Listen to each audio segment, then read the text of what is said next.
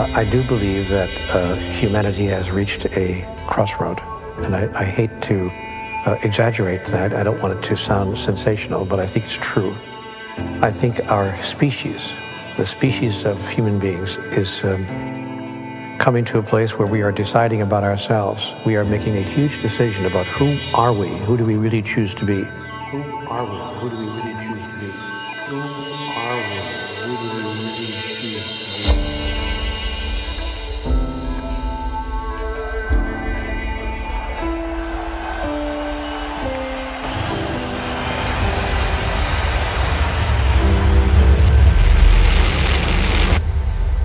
We imagine that the issue is a political issue.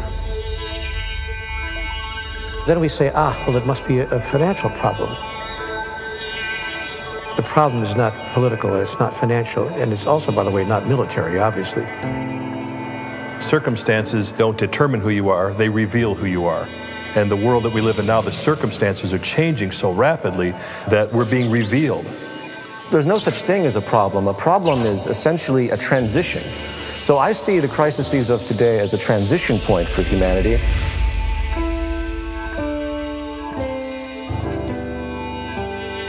Look down on the human drama and discern through your critical faculties what's going on without judging it. Just discern, what is this human drama about right now, and what role can I best play in it?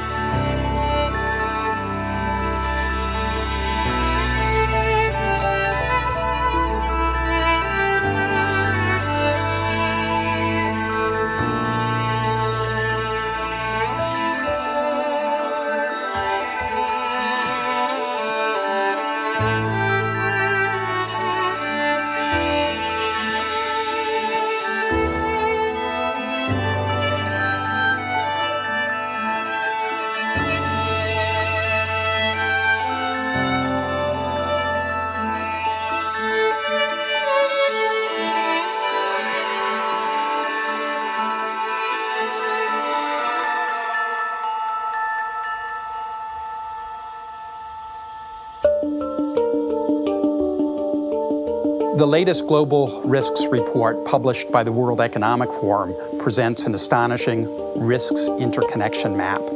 It clearly reveals how all global risks are interrelated and interwoven, so that economic, environmental, geopolitical, social, and technological risks are hugely interdependent.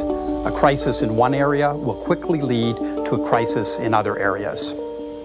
The interconnection and complexity in this map, compared to our surprise at the impact and speed of the recent financial crises, illustrates the discord that exists between all systems we've built and shows just how disconnected we've become. Our attempts at managing these systems are fragmented and simplistic, and not up to the challenges that we face today. The way we use natural resources is based on our economic system, which is closely related to our social values, which directly affect our psychological and emotional systems and all our actions. What we see in the world is a reflection of who we are. You cannot separate what's happening in the world and what's happening within people. So we're not just in crisis in politics or in economics. Human beings are now in crisis with themselves. When I studied biocybernetics, it was a wonder to see that the more we delve into nature, the animal kingdom, plant life, ecosystems, we see that everything is interconnected through reciprocal actions, some of which we understand, some of which we still don't. But now, human society is also becoming so integrated that it's like a single closed system that encompasses the entire globe. The crisis we're facing now is actually very unique. We are all closed together in the same system, and we can no longer do whatever we want in it. World leaders, presidents have lost the ability to manage the people.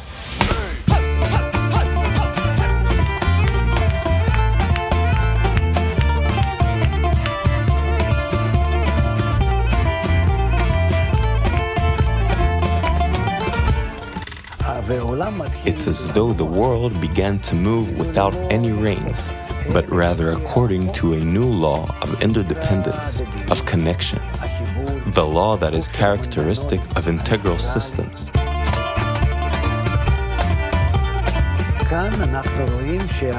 And here we see that world leaders, first of all, they can't even make decisions, whether it's G8 or G20. And even if they arrive at something, they can't realize it.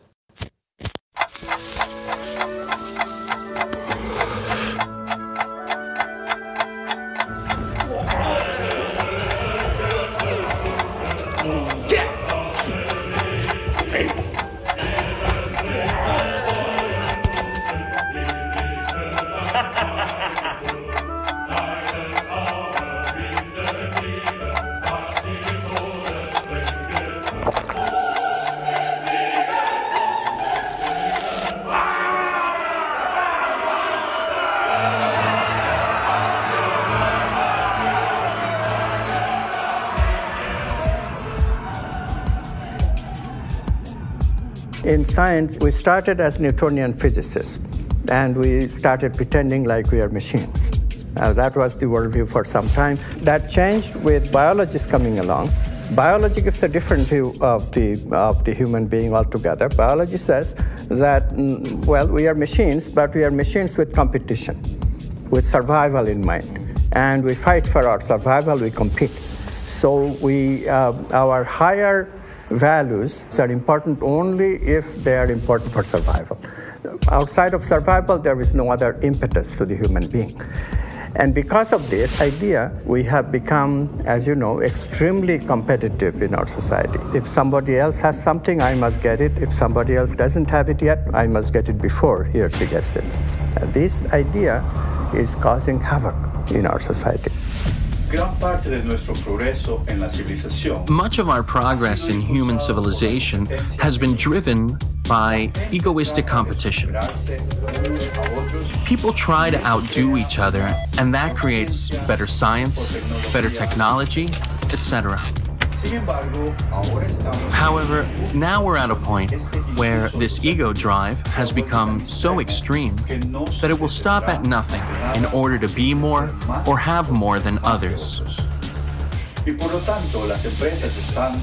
And so companies are destroying the ecosystem, bankers are creating economic crisis, people are building themselves on the ruin of others.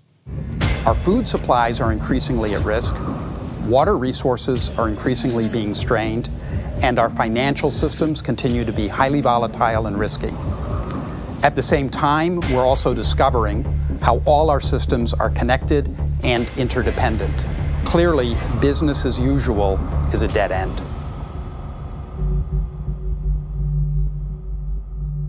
In the previous days and times, we've been involved, not exclusively, but largely, in the process of individual survival. How do I get through the day? How do I get through the week? How do I get through the month? In the 21st century, we're learning now that we can no longer concentrate on individual survival strategies, that unless we begin to coalesce those strategies and learn how we can survive collectively, that no individual is going to survive in the long run. Again, I don't want to be an alarmist, but I realize that we are facing a very critical time now. The separation theology that humanity has established through the years has created a separation cosmology, that is a cosmological way of looking at things that says everything is separate from everything else. And a separation cosmology has produced a separation sociology, that is a way of socializing with each other that says I'm over here and you're over there and our interests will not meet unless they do. If they do, we'll try to cooperate, but if our interests do not meet, if we have separate interests, I may just have to harm you. I may, in fact, just have to kill you.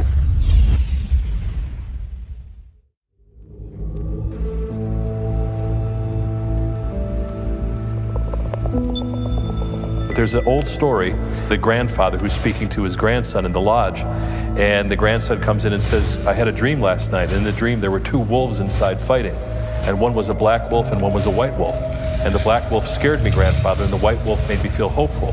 Which one will survive? And the grandfather said, the one you feed the most. And so to me, that is the nature of humanity, the nature of humans, is we have both. Which one we're going to feed the most is the one we're going to see in the world.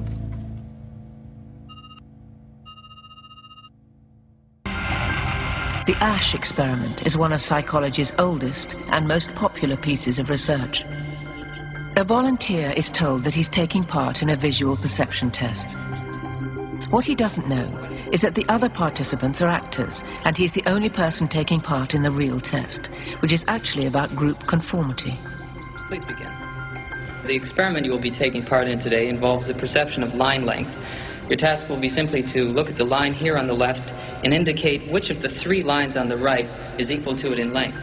So, for example, if the actors have been told to match the wrong lines. The volunteer will be monitored to see if he gives the correct answer or if he goes along with the opinion of the group and gives the wrong answer. In the first test, the correct answer is 2. 1. 1. 1.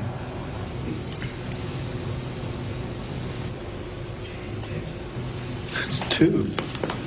1. Once again, the correct answer is 2. 3. 3. 3.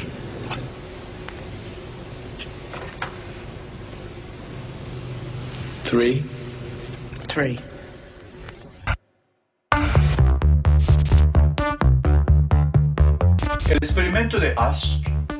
The Ash conformity experiment has been repeated many times.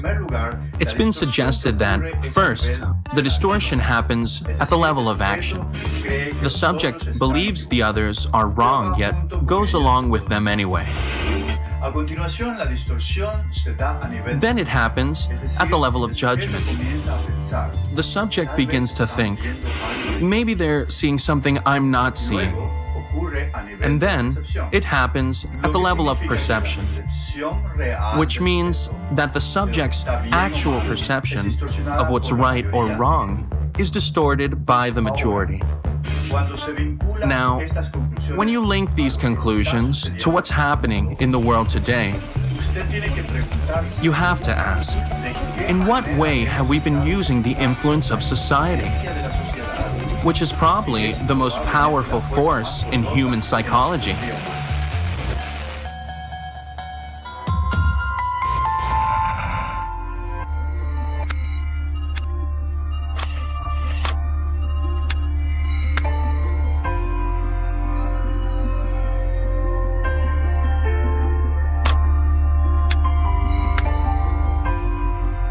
Over 40 years ago, I was cloning stem cells, and one of the first experiments just so blew my mind that it really changed the whole course of my education and my life. I put one stem cell in a culture dish all by itself, and that stem cell divides every 10 to 12 hours. After about a week to 10 days, I have thousands of cells in the petri dish, but what's most important is all these cells are genetically identical to each other. And then what I did, and this is the experiment, I separated a culture of genetically identical cells into 3 different petri dishes, and I changed the environment. But the culture medium to cells is like the world that we live in. It's got the air, the water, the food, all the things in it. So I have 3 different environments, yet genetically identical cells in each dish, and the results revealed that in environment A, the cells form muscle, in environment B, the cells form bone, and in environment C, the cells form fat cells. What was so profoundly important about this is if you ask the question, what is responsible for controlling the fate of the cells? What the experiment clearly revealed was that all the cells were genetically identical. The only thing that was different from one dish to the other dish was the environment. So while at the time I was teaching medical students the conventional story out of the textbook, the concept of genetic determinism, that genes control our fate and our lives, my experiments revealed a completely different story, and that was, it was the environment that was primarily responsible in shaping the behavior and genetics.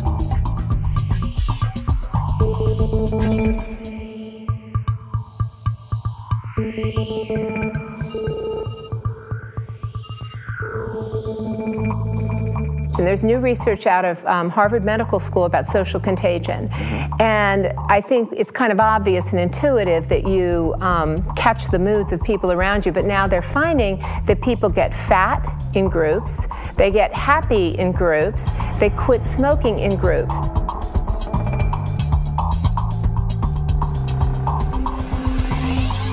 Nicholas Christakis and I have been very fortunate to find a resource in the Framingham Heart Study that we never imagined we could find. They were asking people for 32 years, who are your family members? Where do you work? Where do you live? And most importantly, who are your friends? For the first time, now that we have data like this, we are able to get a bird's eye view of networks like the networks that you live in.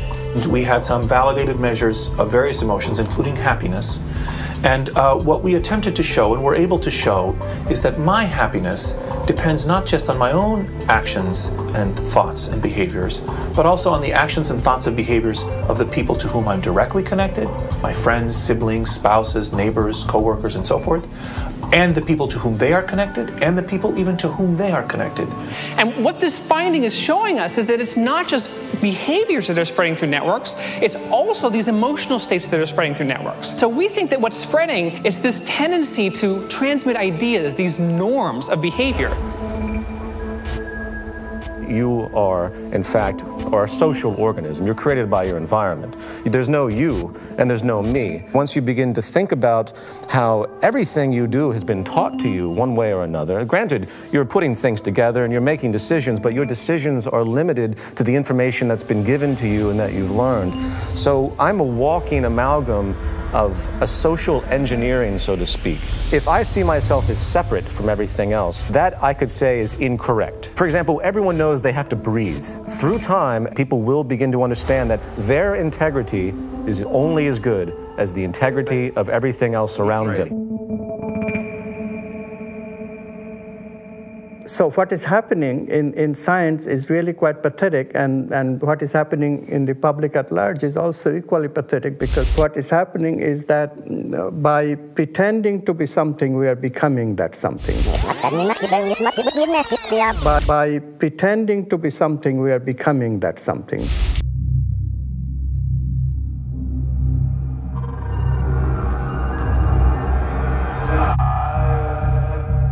I began to feel that I was losing my identity, that the person that I call Clay, the person who put me in this place, the person who volunteered to go into this prison, because it was a prison to me, it still is a prison to me. I don't look on it as an experiment or a simulation. It was just a prison that was run by psychologists instead of run by the state.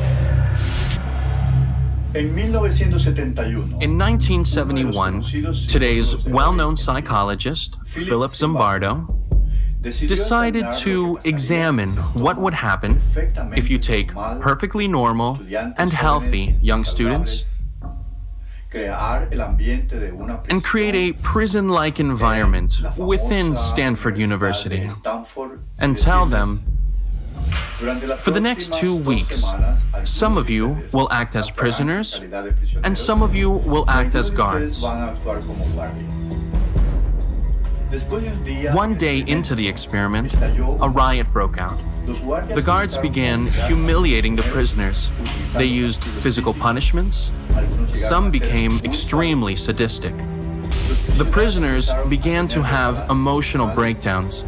Some had to be removed from the study early, and after only 6 days, the experiment had to be completely shut down.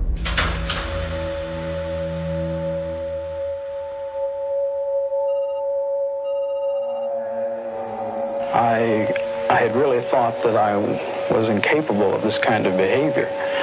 I was surprised, even I was dismayed to find out that I could really be that I could act in a manner so absolutely unaccustomed to anything I would even really dream of doing. And while I was doing it, I didn't feel any regret. I didn't feel any guilt. It was only afterwards when I began to reflect on what I had done that this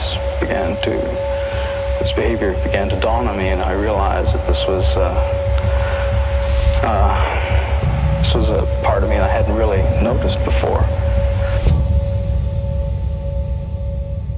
By pretending to be something, we are becoming that something. By pretending that we are mindless matter, we are just material and that's it, we are excluding the finer aspects of life. We are excluding the finer aspects of our experience. And this is very serious business.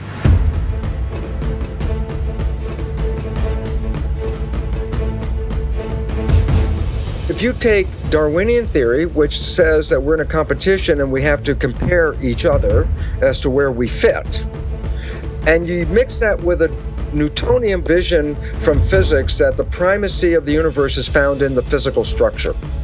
And then you put those two together and you say, well, how do you know where you fit in the Darwinian world? And the answer is, how much material do you own? And so, evolution of humanity since Newtonian times was to extract the material from the planet so that we could have possessions. And that the possessions then were a reflection of where we stand in the hierarchy. If you're very low in the hierarchy of human life, you have nothing. If you're very high in the hierarchy of human life, you have money and possessions and houses and toys and all these things.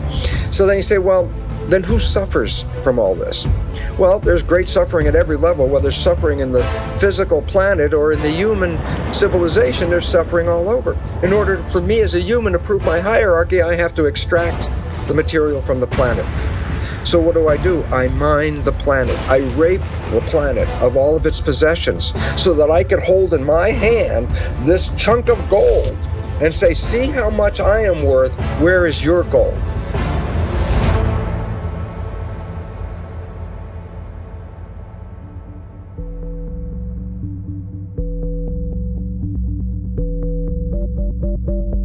Theory of evolution is not based on community, but based on the individual. Newtonian physics said it's only the visible things that are relevant. But in a world based on quantum physics, which is based on energy, some of the things that we understand in the nature of energy are emotions and feelings, such as love and beauty. These are expressions of energy. And in a world of quantum physics, we surely emphasize more the nature of love and feelings and energy and beauty and harmony over the money and the material expressions that we look at today. And why is this important? Because then you look at the world and you say, do you want a pound of gold, or do you want to be totally in love in your life?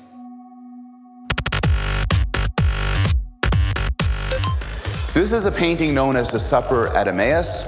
And in the 1940s, when it was thought to be painted by Johann Vermeer, it was worth millions of dollars. It was perhaps literally priceless. It was in Holland, and it was one of the most renowned paintings in Europe. People would travel through Europe to see it.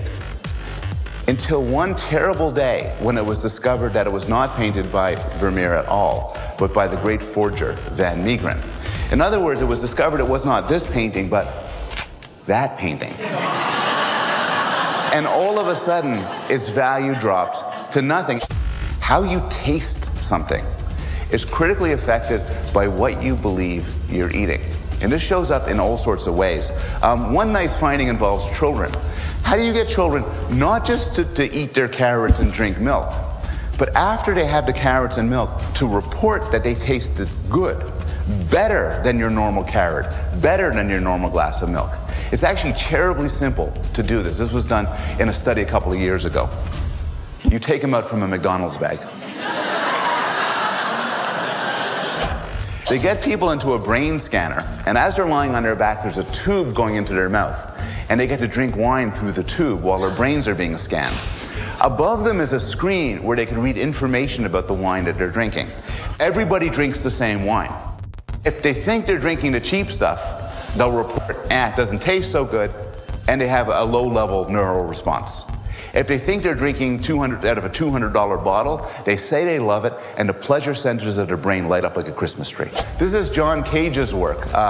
Comes under different names, but it's often called 4 minutes, 33 seconds, because it was a famous modern performance where the pianist is instructed to sit at the piano and be silent for 4 minutes and 33 seconds. Now, as you can imagine, this is fairly controversial, whether or not this is brilliant or just ridiculous. But my favorite fact about this is you can go onto iTunes and you can buy for $1.99 the entire thing of 4 minutes, 33 seconds, which is, of course, silent. And I've read commentaries on this where people are outraged. They say, look, just turn down the volume of your computer and sit there for 4 minutes, 33 seconds. But psychologically, I think that wouldn't be the same silence. This is that silence from that performance. You know, it's astonishing to me that we don't realize we make this all up. We made the whole thing up. You know why gold is what the value it is? Because somebody said so. That's it. You know why fuel costs what it is? Because somebody said so. Somebody speculates, somebody decides, there's a belief, enough people join in, this is what a thing costs. We've all decided this. So an awakening of, we're repeating these cycles and we're getting kind of tired of it, maybe we should do something different this time around, be something different. People are interested in processing meaning and values. We have to hear that. It's the society, the media especially, that puts ordinary people into this vain search of material goodies. Yeah. People didn't live this way even 50, 60 years ago. You know, this is just a very recent phenomenon, that if you have, instead of one cell phone, two cell phones in two pockets, then somehow you'll be better off.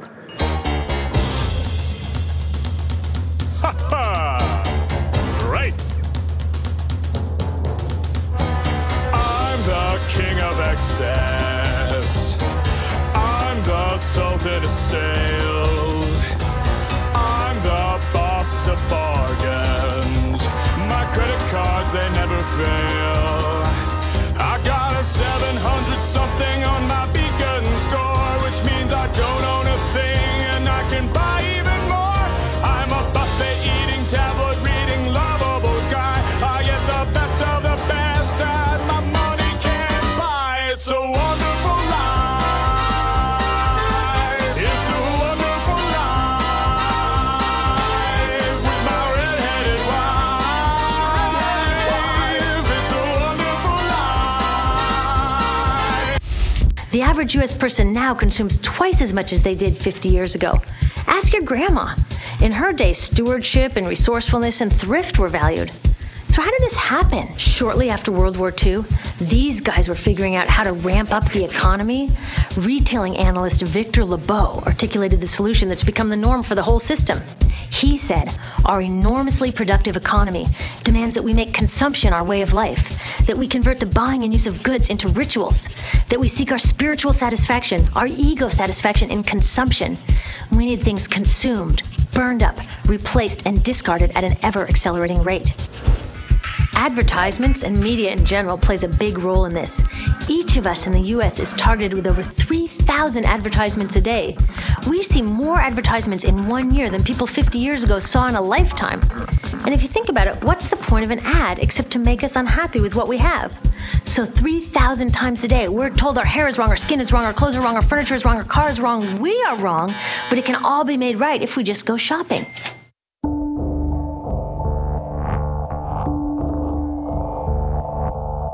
Mr. Rogers, who was the TV guy here in the United States, said the space between the television and the viewer should be sacred.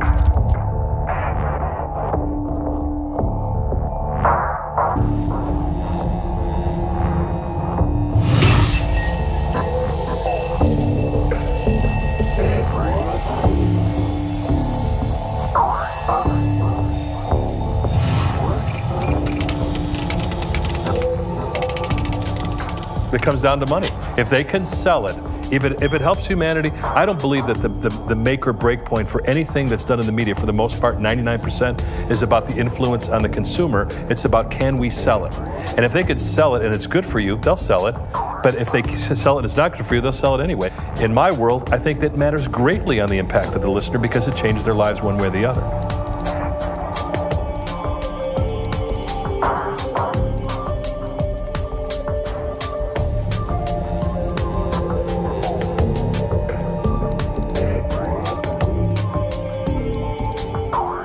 Part of the problem is people are too focused on their own little world, their own little lives, what it is they want to accomplish, when in fact there's really nothing you can accomplish that feels quite as happy as doing it with other people. And so I think there's been too much of the entrepreneurial greed, me focus in the last few decades. And I do think that people have become aware that we're becoming more unhappy, not just in the United States, but all over the world. Depression rates are rising faster.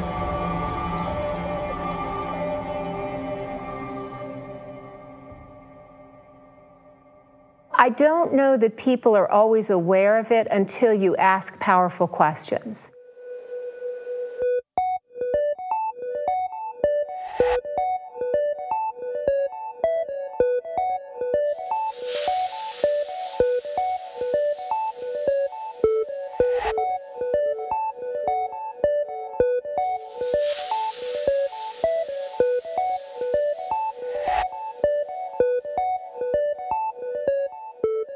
And the research is so interesting on this that if you ask college students what they aspire to, they talk about money. But if you ask them what the best thing was that happened to them in the last month, they mention experiences with other people. They never mention possessions. So on an intuitive level, people do understand what it is that brings them joy, but sometimes they have to find out the hard way.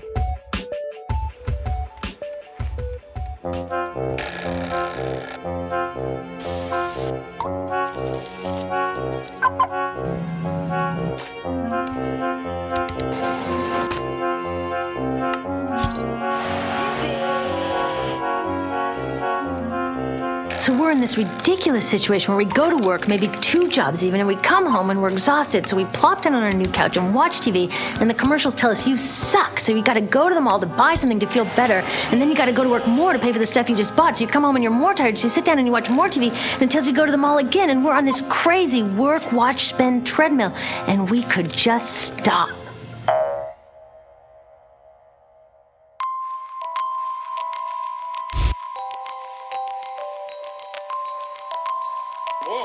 I had a question, and the question was, how much did you cut them by?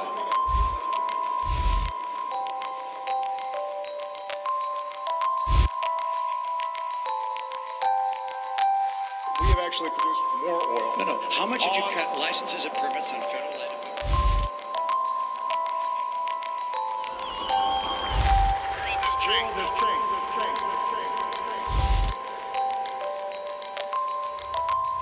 We must change with it.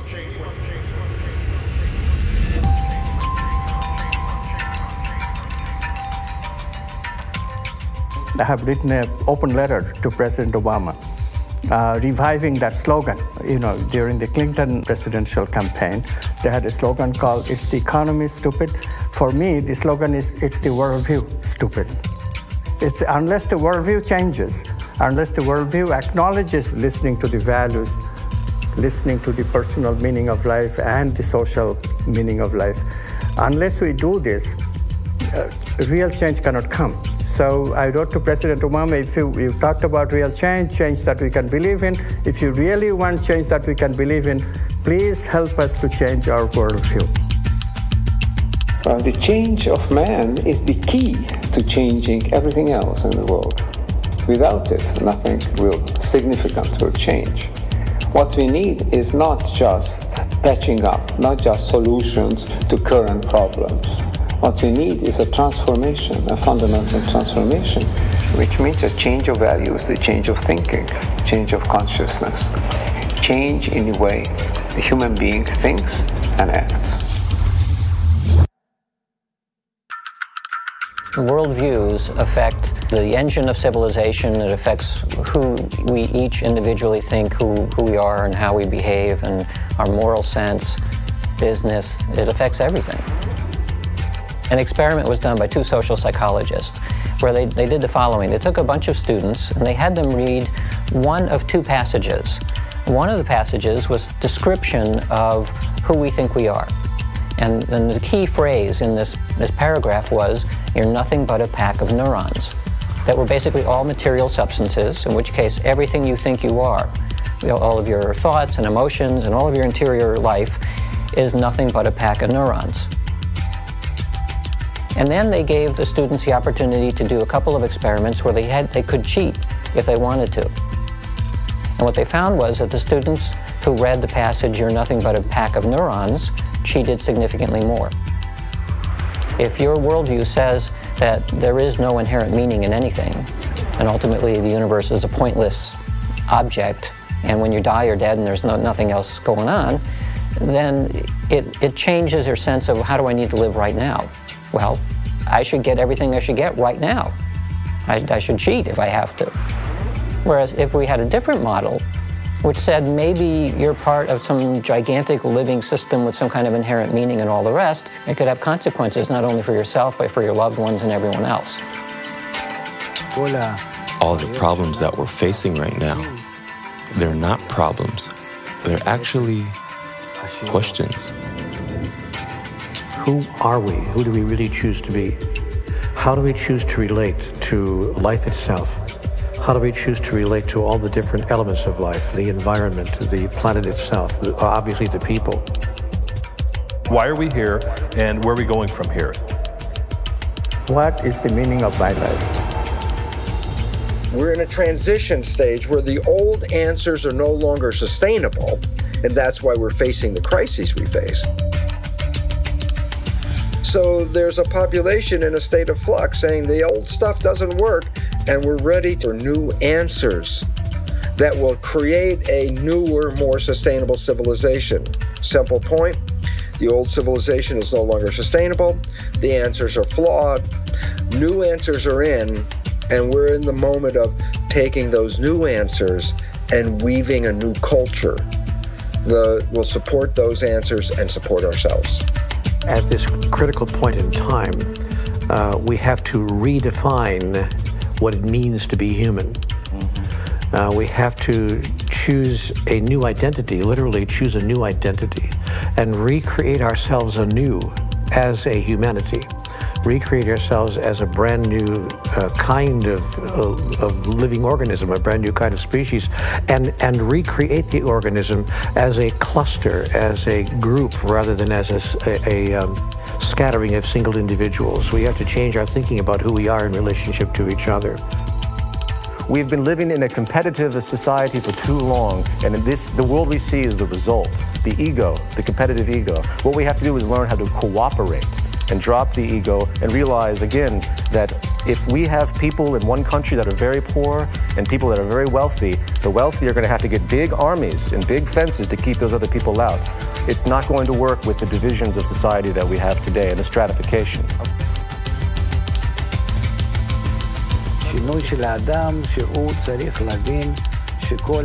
Man has to go through a change to realize that his life should be lived for the unity of mankind, and that we're all like one man and one heart, and we're sharing that desire, sharing that thought. We're all in mutual connection, making mutual concessions in reciprocity, like cells of a living body.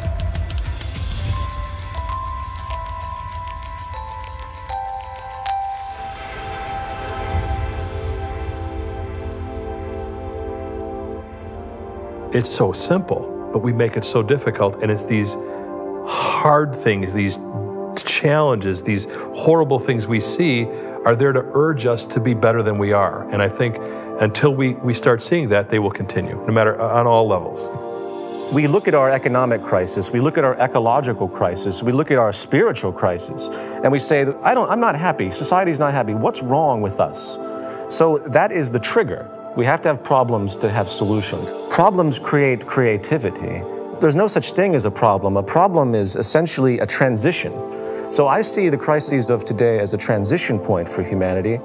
I see them as not necessarily something that's out of the ordinary. Again and again in nature, from the very most ancient bacteria to more recent species, they go through a juvenile phase of hostile competition to establish themselves. And then they discover the economics of cooperation. And when they find that it is cheaper and more efficient and more beneficial for everyone to feed your enemy rather than fighting them, then we are on the way to the new civilization we're all looking for. The wonderful part about nature being fractal is that we can use patterns in nature to understand other patterns that exist, because patterns repeat themselves. So now if you want to look at a pattern that's playing itself out on this planet right now that would give us insight about what is going on. So I say, look inside a caterpillar that's growing. And a caterpillar represents, let's say, 7 billion cells living under the same skin. Each cell is a citizen. And guess what? They're like people like us. They're working every day. Cells in the digestive system are taking the food and breaking it down and making products out of it. Some cells are the motility cells. Those are the cells that move the caterpillar around. The structures of like our highways with trucks and vehicles carrying materials all over the place, something like that. Cells of the immune system are taking their job of protecting the system. Respiration system is making sure fresh oxygen is being delivered. So all the cells have jobs. The caterpillar's growing. If you were in there and a reporter, you look around going, yeah, the economy is going great guns. It's growing every day. Everybody's working, full employment. This is the kind of thing we love to see. How much are we growing every day? Some percent every day. And then the caterpillar reaches a certain stage of growth. And at that stage of growth, it just stops eating. It can't take in anymore at this point. It's reaching a maximum size. Then if you're a cell inside that community, imagine what would happen. That you're on the job and all of a sudden there's less food coming in and you're a digestive cell and you say, well, man, the work is slowing down here. The factory is slowing down. Then all of a sudden it gets to such a low level that many cells get laid off of the job. Now their cell's not working. Why? There's not enough food coming in to keep them all working. And as the food shuts down, then the other jobs are affected because if there's no food, then there's no energy, and all the systems start laying off cells, and pretty soon there's massive chaos under the skin of a caterpillar. Why? The systems stop growing, the cells are out of work, nothing is evolving, and the thing is falling apart. If you were a cell in that caterpillar body at that time, you would look around and say, oh my God, our world is coming to an end. And yet, in the midst of those billions of cells, in among them are other cells genetically identical to them, no different. But they think differently. They respond to the signals differently. These cells have the interesting name called imaginal cells. And these imaginal cells come up with new visions. And what happens is, in the midst of all this chaos, when all the other cells are running around thinking the end of the world is coming, the new imaginal cells are laying out new ideas, new visions, a new plan, a new scheme, a new way of life. And around these ideas, the cells reorganize and they start to create new massive organizations to create something much more fabulous than the previous system. A system that is much more sustainable, a system with a higher level of evolution.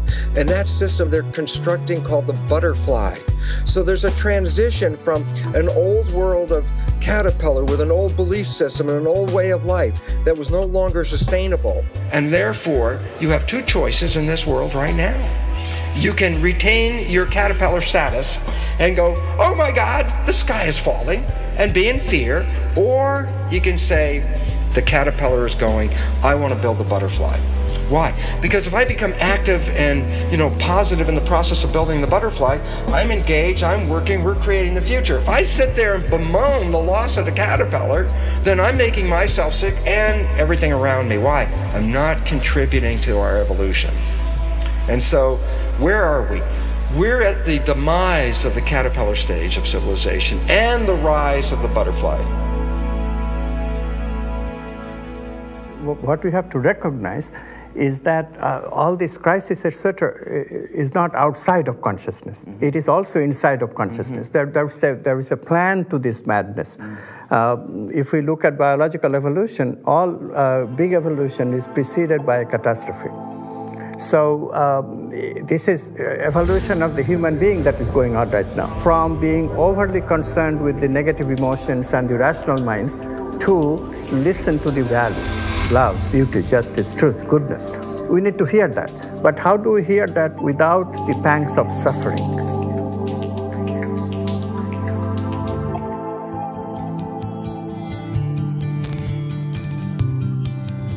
I believe the issue is how can we cause the largest number of people to understand that we are in fact all one, to understand our unity. The environment has to be changed so that we are supported in a way where we respect each other, while our value systems have to understand that we cannot survive any longer through our logical reasoning with the competitive mentality that's been perpetuated for so many generations. If the environment continues to reinforce this selfishness, it's going to be that much more difficult to climb out of it.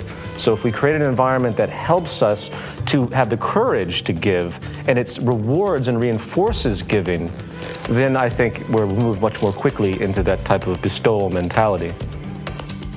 What we're beginning to see now is the fall of all the major institutions, whether it's economy, politics, education, healthcare, every fundamental level of institution in the world. So there's going to have to be changes at every level.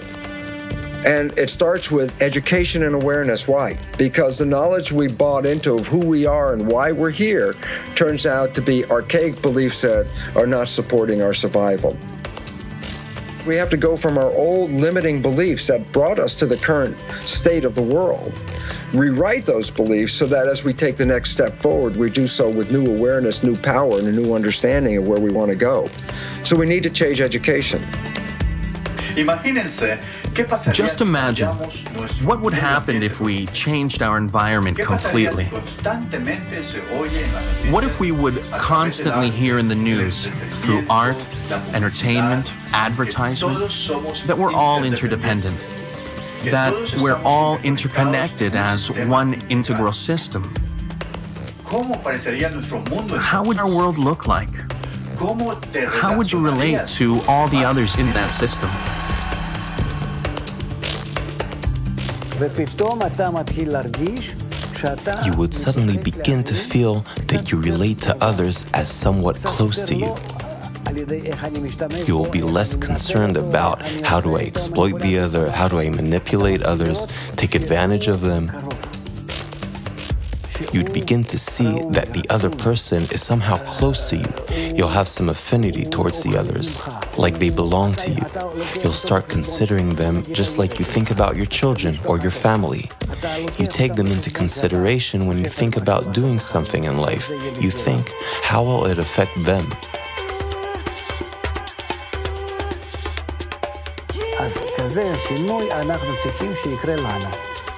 So that is the kind of change we need to go through. And it can happen to us through the proper environment that we create for ourselves.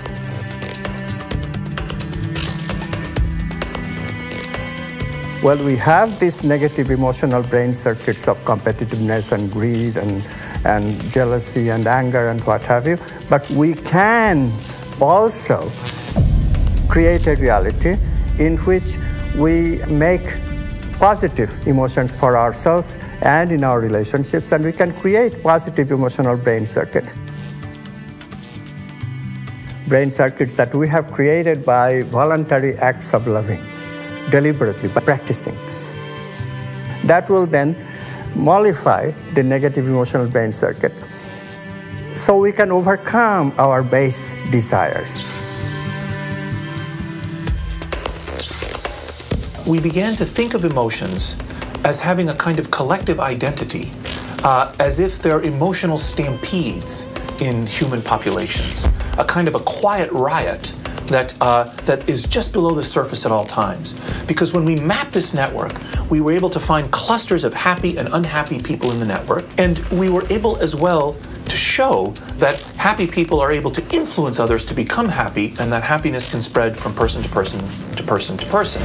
And it's this kind of view of the human superorganism that has really started to change the way we think about ourselves as human beings.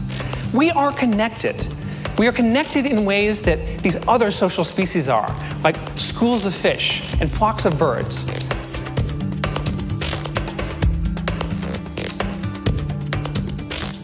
Animals have this.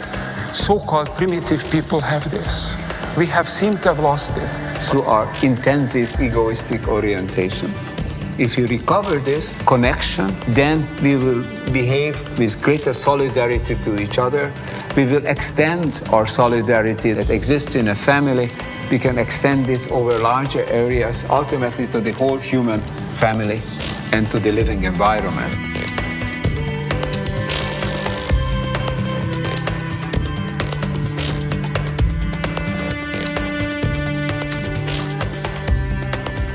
We can encourage people in all walks of life, in all kinds of organizations, to come to the notion of true global family and implementing the kind of world we really all dream of. What has increasingly been found is that the happiest people have vibrant social networks. They work hard at cultivating the relationships with other people. So it's the togetherness, the bringing people together that brings people the most joy.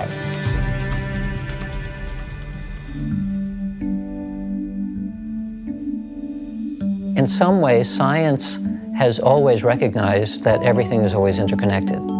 But everything is also interdependent. And you can't study everything all at once. So science has been very good at sort of slicing up the world into little pieces and then diving deeply down each little piece, and that becomes a discipline. And it's very easy to forget that that piece actually is still connected to everything else. We conveniently forget it, which creates something which is ultimately a whole system, but it becomes fractured. It may be that some small percentage of scientists are naturally drawn to this idea of how does the thing that I'm studying fit in a larger context. And so for scientists who think about that, they eventually get to the idea of, if they push it far enough, that the universe is really just one big thing. We ask the question, why are we here as human beings? The answer is then left to something as simple and disastrously bad as, there's no reason for us to be here. We're just accidents of genetics, and therefore we could do anything we want because we weren't intended to be here in the first place. So we have a pretty big disregard to our relationship and the world around us and the nature that we live in, because we believe that organisms just got here by accident. When you look at the planet Earth, you find that we live in a very narrow zone that supports life. A perfect combination of gases in the environment, a perfect temperature and all this, and it stays constant, which has been a very unusual event of how can a planet keep a constancy in a world where everything is dynamic around it? And the answer is because nature has created one organism after another organism to keep the environment in balance and compensate for the ranges of activities that occur around us. So we keep what is called homeostasis. Very simple example is this. When the world was primarily plants, the environment, which had carbon dioxide and some oxygen in it when they first started, later became depleted of carbon dioxide, and oxygen increased because the plants were using the carbon dioxide continuously and releasing the oxygen continuously, and the balance shifted. And there was so much oxygen on this planet that the planet was flammable. So at times, lightning strikes would hit and burn up all the oxygen and burn up the planet. Life was not sustainable. So nature created a balance. And the balance was called animals. Animals breathe in oxygen and release carbon dioxide, which is the complete reverse of what the plants were doing. So why is this relevant? Because when you put animals and plants in the same environment, as the plants take in carbon dioxide and release oxygen, the animals take in oxygen and release carbon dioxide. This creates a cycle and a balance and harmony. So animal introduction was not just a random event. It was required to keep balance in. Now look at life as a seesaw that goes up and down. And I go like this. As I put one organism on one side, it throws the balance off and tilts the seesaw this way. So nature puts another organism on this side to bring the balance back. So I said, where are humans in this seesaw? And why is that important? Because humans have so much power that if we're not clear of what we're doing, we can take the seesaw and put a little weight on one side and shift the entire balance of nature. And then we have to learn to come back and shift the balance back again. Well, without our awareness of how we fit into nature, we lost sight of the fact that every other organism has been involved in keeping the environment more stable. We weren't to manipulate the environment.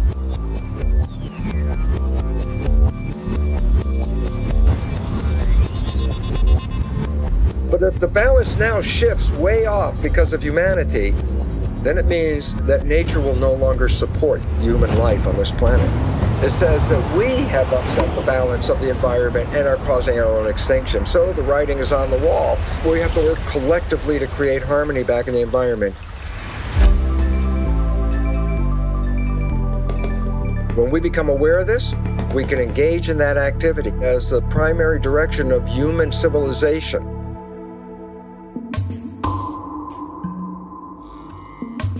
can we as a global tribe get our act together fast enough to be able to change our behavior, our collective behavior fast enough? There is a great potential, because it's not that if everybody has to change at the same time. What we talk about is a critical mass. We don't know how many people have to change for it to spread, but the fact is that when people begin to think differently, begin to act differently, that has an effect on others, it spreads. Scientists at RPI have found that when just 10% of the population are deeply committed to an idea, their idea will always be adopted by the majority of the society. Now, what's interesting is their mathematical model shows that it's like a spontaneous leap. That is, below 10%, there is no visible progress. However, above 10%, the idea spreads like wildfire. I don't think it's going to occur first on the whole among the leadership, neither political nor business leadership. I think there are always exceptions, and there are very enlightened political leaders, the enlightened business people. But on the whole, these people have too much stake on the present system, and they are afraid of change, because their own base of power and wealth lies in maintaining the current system. So the change has to come from elsewhere. I don't think it can come from the very poorest people. The very poorest people, maybe 2 billion people in the world, try to survive somehow. They have to get the food and the housing and the job and the healthcare and the education that is a minimum requirement. We can't expect it from that, well, maybe 200-300 million people who are really the wealthy and the leading classes. It has to come from those who are in between, who have a choice, who are becoming increasingly concerned, and who know that something needs to be done, and the hope is that they will wake up.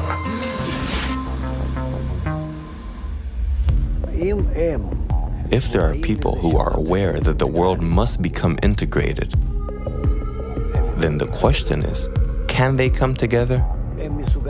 Can they make the initial step towards this? I think the problem with global crises is that from each individual's point of view, it becomes difficult to know what do I do about it. When I say my ego and transform my ego, it's an illusion. How can I transform my ego when I'm dependent on so many other egos?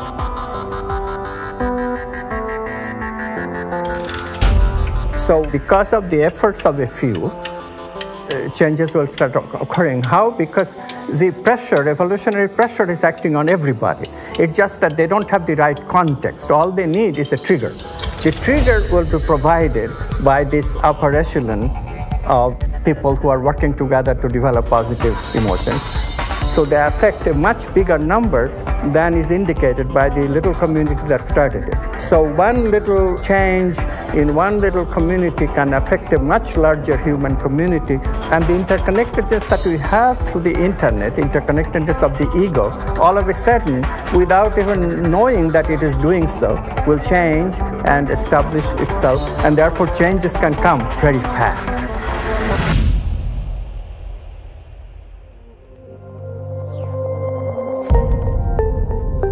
The basic idea is that there's this vast fabric of humanity stretching endlessly into the distance. I'm connected to you and you to others on out endlessly. Your actions can influence the actions and feelings of others around you, which in turn then can spread to still others and then to still others. If you tell someone they don't influence anybody, they're not going to do anything. But if you tell them to influence 1,000 people, they'll change their lives. And that's why I think it's so critical for us to understand, first and foremost, how and why we are connected. Thinking people, they can see opportunities in this. So we have to do this collectively. We have to do this collectively through dialogues, first between two people, through relationships between two people, and then generalizing it to a whole family, to the entire community, to bigger communities, to the country, to the entire world. Change the society to recognize that we cannot do this by ourselves. We cannot do this alone.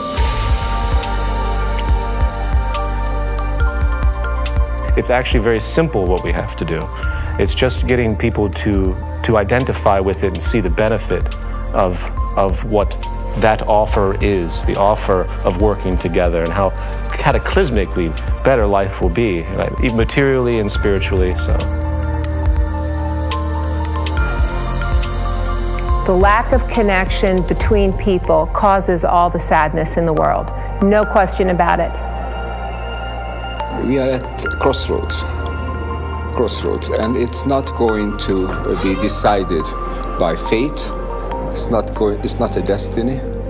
We have at a point where the future of humanity is going to be decided by how people think about it today and how they behave.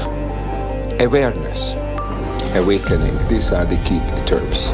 We have a chance to change. One thing we have to recognize is that to change is no longer a question whether or not. Change is coming. The only question is whether it's coming unexpectedly and abruptly on us so that we can't do much about it, we become victim of it, or whether we can anticipate it, create those major changes that will bring about a better future. And that is the unprecedented task of the generation now living.